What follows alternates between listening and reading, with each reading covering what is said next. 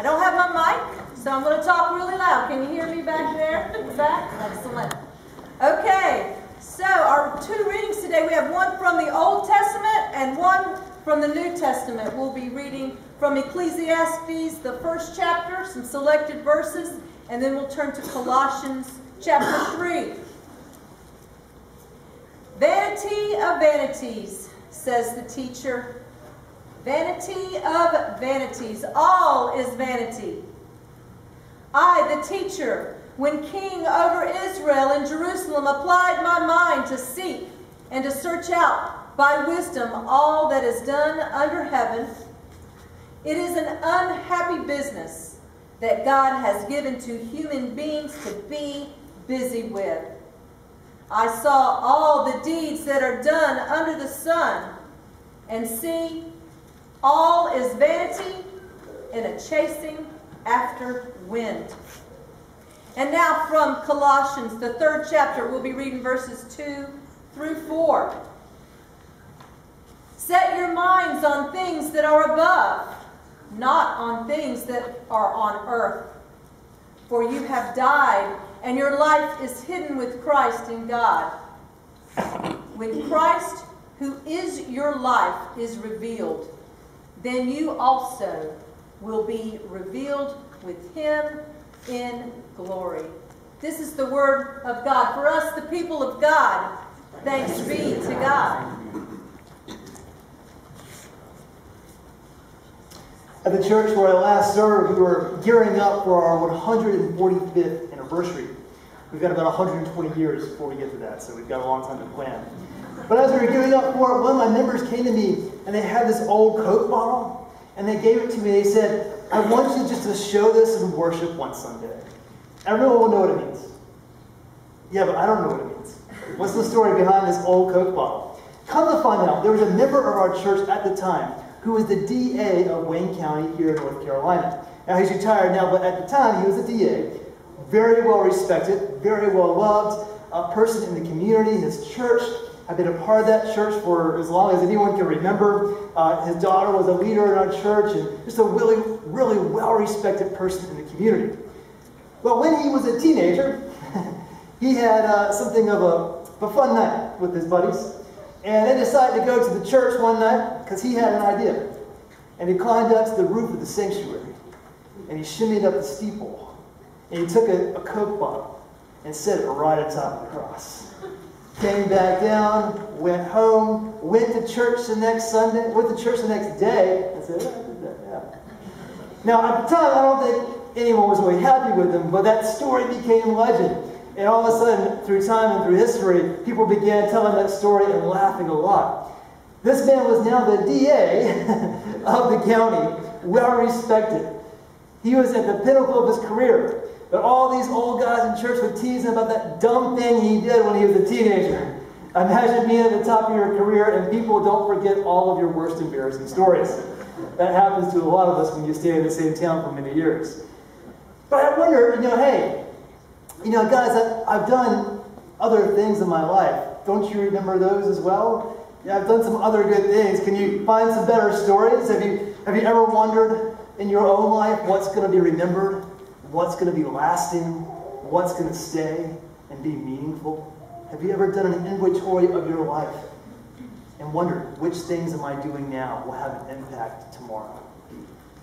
Today we're reading from Ecclesiastes, and King Solomon is having that internal conversation. He is the writer of Ecclesiastes, and Ecclesiastes isn't like a story. There's no clear plot. It's like reading the journal of King Solomon. He's writing down all these beautiful and poetic thoughts, but they're kind of dark thoughts. They're kind of sad thoughts. And as he's writing these things down as an old man, he's essentially what he's doing is he's taking an inventory of his life, and he's thinking about all of his accomplishments, and he's saying to himself out loud that crucial verse in verse 2, chapter 1. He's saying all of it is vanity. Vanity. Which is another way of saying, depending on your translation in your Bible, it could mean meaningless. My life is meaningless. Everything I've done is meaningless. Or it could mean emptiness. Or it could mean useless. But the most correct translation is that King Solomon begins this thing by saying, everything in life is vapor. It's vapor. Everything I do, everything I am, it's there. I can see it briefly for a moment, and then it just kind of fades into the air. It's like vapor. And he says that in trying to find meaning in his own life, every time he finds meaning, it's like chasing the wind. You can't catch it. And everything he does is just the chasing of the wind, trying to find this meaning in his life. And then he begins to list out all of the things that he's done and how it was like chasing wind. He says of his toil, of his work, I built the temple, I built up Jerusalem, I built it up in dramatic ways, I built up our country. But even that was like vapor. It's meaningless, it's meaningless. He listed all the projects he had done in his life, the building of extravagant mansions and vineyards and gardens and parks with beautiful fruit trees. Again, he says, it's vapor, it's vapor. He says, everyone knows me for my great wisdom. People from all around the world come to me for my wisdom, but even that is like vapor. He says, in the scriptures, very explicitly, he says, I did not deny myself any pleasure. Any of life's pleasures, I never denied it to myself, which was evident by his hundreds of wives. And then he said, material. My whole life, I just collected more and more and more material. Herds and flocks, silver and gold. He said, not only did he have slaves, but he had people, an entire chorus of people that he just stood there and sang directly to him. Imagine having a crowd of 30 sing directly to you, just you. But he said, even that became like vapor. The scriptures say that each year of his reign, he gained 25 tons of gold for himself each year. That's how prosperous he was. If you were to do the math, in today's economy, Solomon would have essentially $2.2 trillion. He was the wealthiest person in the world at that time by far. And I'm not an economist, but $2 trillion seems like a lot. You might could buy a house in Bald Head Island with that. But even with all of that, and even being one of the richest people who ever lived, even all of that to him, he had everything in his fingertips. He said all of it was like vapor. It's vanity, it's meaningless, it's emptiness. All of it is like vapor. And then the quencher, the part that's the biggest downer of Ecclesiastes, is he says, look at the earth and how beautiful it is, and the mountains and the streams, they endure, they last for generations, but me, my life is really short. My life is also like vapor. I'm here a little bit, you see me a little bit, and then I just kind of go into the air. I'm like vapor. But here's the message of Ecclesiastes. Here's the redeeming part. He says, since we are like vapor and the things we do are like vapor, he says, then we should enjoy life. We should enjoy every moment we have, every gift God gives us. We should enjoy it. He says we should eat, drink, and be merry. And that's another way of saying enjoy the moment, live the moment, seize the day. It's a good message. It's a good message. I've preached that sermon a couple times here. It's a good sermon too. The problem with that message is that it's also very cheap. It's a very cheap message. Eat, drink, and be merry. Well, before I heard that in Ecclesiastes, I heard it first in a Dave Matthews song. Before I read that in Ecclesiastes, I'm pretty sure it was a part of some commercial. It was like the message at the end of some random sitcom. I'm pretty sure before I read it in Ecclesiastes that it was, I saw it like painted on one of those wooden beach signs that you hang in your beach home, that you find like a beach store. You know what I'm talking about? I'm pretty sure it's next to a sign that said it's wine o'clock somewhere. It's a good message, eat, drink, and be merry, as Dave Matthews says it. But it is also a very cheap one. And it's one that's insufficient for the challenges of today's world. And it's one that I believe needs Jesus to be a part of it. It's incomplete, this message from King Solomon. It's incomplete. And the problem that I have with Ecclesiastes chapter 1 is that it sounds so similar to the struggles that people have today. More and more people are saying life is meaningless, life is vanity, life is empty. Suicide continues to rise among young adults. For adults ages 18 to 35, it is the second leading cause of death. More and more young adults are throwing their hands up in the air and they're saying life is empty, life is useless, life is like vapor. As a society, we are more disconnected, more materialistic, more distracted, more divided, more angry, and it continues to escalate, and that wind feels more elusive than ever. No wonder more and more people are giving up on chasing the wind. And so it was true for Solomon, a man who literally had everything, and it's true for us today that finding meaning is one of life's great challenges. And it's not just true for young adults, it's true for older adults too. Those who are on the cusp of retirement, those who are just retiring. Some people work their entire lives toward retirement, building up for that good retirement, and then it happens, and then they don't know what to do with themselves, and their kids aren't there, and they look around and they say, oh, what am I going to do with my life now? It's scientifically proven that those who have a purpose, who have meaning in retirement, live longer beyond retirement. That's a scientific fact. And so while their goal may be to build up a good life in retirement, that too can be like chasing the wind. There must be something more to this life. How many of you have ever been camping? Raise your hand. Show of hands. Probably most of us here. How many of you, keep your hand raised if you enjoy camping? Okay, I saw some hands go down.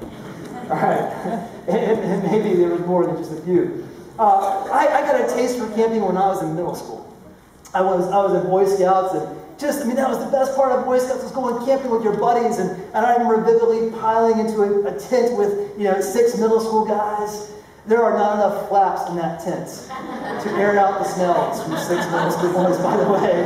I mean, it just, okay. But I, being someone who's really enjoyed camping for a long time, something always happens to me when I camp. I can never sleep well when I camp. Never. I always wake up in the middle of the night. And time goes so slow, and I'm never comfortable. Anytime I wake up while I'm camping, I'm always too hot or too cold. I'm always shivering or sweating. When I wake up, it's not like I can go on the couch and turn on the TV and watch TV for a little bit. No, there's no TV. I'm not going to go take a walk in the dark. I don't want to get out of the tent and wake everybody up. And so you're just kind of stuck there, laying there, waiting for the time to pass. Well, it's 2:30. When will morning come? When's the sun going to rise? And then you think 20 minutes has gone by, and you look at your watch. Oh, it's only been 3 minutes. When will this night be over? I'm freezing out here. But yet, for many people, their life is very similar to this long, kind of meaningless night, just passing time, waiting for that moment when the morning comes. You hear all the beautiful sounds around you, but you're disconnected from it. You hear that night owl, you hear the pine cone fall and the trees sway, but you have no idea what it means. You're waiting for morning to come, and you don't know when it's going to come. And for many people, that is their experience. That is their existence. Psychotherapist Viktor Frankl had a successful free program for teens who were having suicidal thoughts. And in it, he would work with them to try to process what they were feeling, and he would incorporate God into it. But then one day, it was World War II that happened, and he and his wife and much of his family were thrown into a concentration camp. His wife passed away, much of his family died. He survived, and then just a few months afterwards, he published a book, one of the century's greatest books. It's called Man's Search for Meaning. And in this book, he details the very difficult daily circumstances of life in a concentration camp. It's a heavy read, I can tell you, but it's also a very hopeful one. It's very hopeful in that he says, and the premise of the book is this: it doesn't matter how bad circumstances are, you can always find meaning. If $2 trillion was like vapor to King Solomon, what would a concentration be like? Concentration camp be like for him? Yet in the midst of that, Viktor Frankl said, there is meaning in this. He talked about people huddled together praying for each other. People sharing what little food they had and giving it to someone who needed it more. He talked about lifting people up out of the mud. He talked about all the ways that we gave hope to each other. And he said, people found meaning there. It is possible, even in those circumstances. And then he said, very importantly, he said, finding meaning in this world. You don't catch the wind by chasing the wind. You don't find meaning by searching for meaning. Here's how you do it. You give your life, you give yourself to a cause greater than your own. You give yourself to God, and then one day you look down and you see the wind in your hands. And there it is. And this is why I say that I didn't find meaning in Christ. Christ found meaning in me. Christ is the one who gives us meaning. And there are things that God is doing in my life that I don't even realize. And then one day I say, whoa, I didn't realize He was doing that. And I look down, and there's that wind. Now, it wasn't that Solomon was wrong. Solomon was not wrong. There are things that we do. Most of the things that we do in our life truly are like vapor. As Mike Slaughter says, how many people are going to remember your name in 100 years? It's a sobering thought, but here's the best part. Your life doesn't have to be that way. The things that you do and how you live doesn't have to be like vapor. When you dedicate your life to a cause that's bigger than yourself, suddenly all the different parts in your life begin to coalesce and you begin to find meaning. You begin to see the bigger picture. The Apostle Paul said, when you give your life to Christ, your life and what you do is no longer vapor. When your legacy is tied to Jesus, then your legacy becomes eternal. The United Methodist minister Adam Hamilton tells a story about a young man who was in his early 30s. He came to his office. He was distraught. And he said, I don't know why I'm here. You know, the food is tasteless. I don't know what is wrong with my life, but I can't find any meaning. I don't know what I do every day. My work, I don't know what it's about. I don't know why I'm here. And as he began processing his feelings and why he believed this, Adam Hamilton began to realize why he felt this way. He thought that in order to have a meaningful life, you had to do something really big. Have a big idea, or to slap your name on something that will last for generations. He was misunderstanding the scriptures about how you make a difference in this world. And Adam Hamilton said, look, yes, Christ called us to do big, meaningful things, but He called us to do big things in small ways. In small ways. You don't have to start a foundation or a nonprofit or begin a whole new ministry to make a meaningful difference in this world. When Christ called us to live into a more meaningful life, the examples He gave were small. Visit the sick, clothe the naked, welcome the stranger, feed the hungry. These are small things that have come with no recognition. They don't take years to plan. And sometimes 10 small things are worth more than one big thing. As Mother Teresa said, small things done in love can change the world. A meaningful life can be lived moment by moment. And if we give our life to God, if we give our life to God, He will bring meaning to it. And you can have meaning in your life today, right now. Right now, for instance, Harbor is recruiting volunteers for Wilmington Interfaith. At the end of this month, we have a whole week where we're hosting guests who are in need of transitional housing. They're getting their life back, and they're trying to get themselves together again, and we're providing them a place to stay for a week. But we need some volunteers. We need people who can provide food and toiletries, who can furnish toys for the kids that we have here, who can prepare an evening meal. We need people who can host overnight and spend the night here at the church. We need people to help us set up and tear down. These are small things with no credit. But these are exactly the kind of ways that we find meaning in this world. And if you want to help, talk to Linda Mountain. She'll be out there. She'll be more than happy to recruit you to do these things. But when Christ called us to live a more meaningful life, He called us to do big things in small ways. And that is where the search begins. That is where the search begins. Will you pray with me now? Lord, we recognize today the inadequacy of living life to the fullest. Lord, we know that to find true happiness, to find true meaning in this world, we must join our legacy to yours. And so, God, as we come to this table now, we do exactly that. We give our lives to you now. We recommit ourselves to you now by accepting your grace. and in doing so, give us healing. We pray these things in your name.